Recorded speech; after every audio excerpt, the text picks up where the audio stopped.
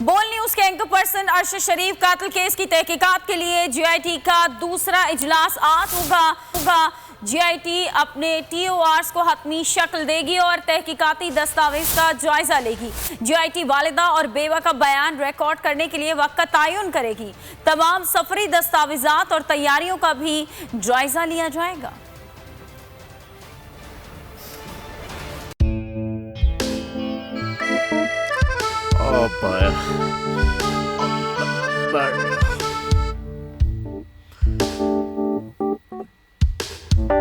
इंतशार से निकलने का वाहिद हल इंतखाबात हैं।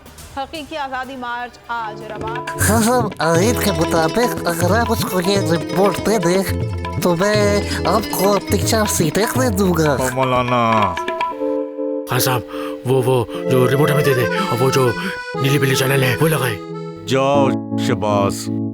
हम ऐसा टीवी देखते ही नहीं जिसका रिमोट हमारे हाथ में ना हो। और यहाँ पे कोई 2 नंबरी नहीं चलेगी। और हम कोई गुलाम है जो आप रिमोट मांगे हम दे दें? Absolutely not. यहाँ पे सिर्फ पाकिस्तान का नंबर 1 चैनल चलेगा, बोल, जो हकीकी सहाफत की जंग लड़ा है। पाकिस्तान के लिए कोई और नहीं, सिर्फ बोल खड़ा है। आप सब भी बोल देखें।